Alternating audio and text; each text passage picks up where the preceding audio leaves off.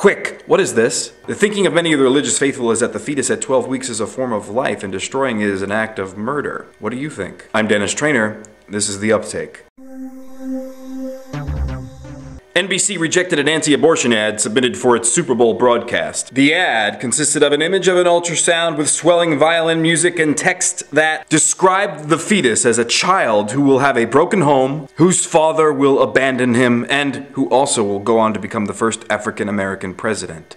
This happens as the image of the ultrasound crossfades into the image of President Obama. Now, even as I find the pro-life position as offensive, hypocritical, and displaying a stunning lack of reason from individuals supposedly endowed with the wondrous organ known as the human brain, I do wish that this commercial was aired during the Super Bowl for many reasons, not the least of which is the potential in this commercial to reignite the culture wars that have been simmering under an intellectual ceasefire since 9/11? We have reached an urgent crossroads in the history of the world where religious faith itself must be put under the microscope. Because it is religious faith that creates the context where we waste time debating whether or not to provide life-saving aid to countries that may or not provide contraception and sex education to their citizens.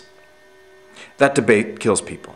Because it is religious faith itself that engenders the majority culture that registers little public outrage that the hate-monger Rick Warren delivered an invocation in the name of Jesus. Why do we even have a religious component to the presidential inauguration? And chew on this. How can we, on the one hand, mock the idea that a suicide bomber will receive 72 virgins when he reaches heaven, without mocking the equally unverifiable and obscene claim that heaven exists at all? In declining to air the anti-abortion ad, NBC and the NFL said they are not interested in issues or political advocacy ads. They said this with a straight face. Then they deliver hours of programming featuring General David Petraeus tossing the opening coin, the US Air Force Thunderbirds displaying our military might doing a flyby right before 100 million Americans or more settle in to watch a game not so subtle on its war imagery and metaphor, with hawkish language used to describe the game like aerial attack, bombs, blitzes, heroes, all wrapped up in an orgy of American excess and capitalism gone completely insane. The Super Bowl is nothing if not one big advocacy ad for American excess violence and domination. So, what better day to reignite the culture wars? Unlike wars fought over religious faith or money, the only casualties in the culture war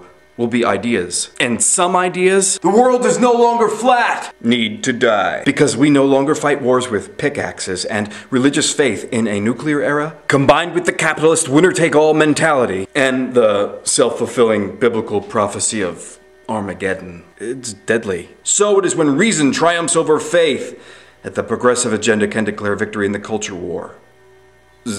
And the result of that victory will not be a declaration of "I'm going to Disneyland" or some other ad slogan, but the result of that victory will be a culture that correctly places the Bible in the mythology section of the library, a culture that is truly pro-life.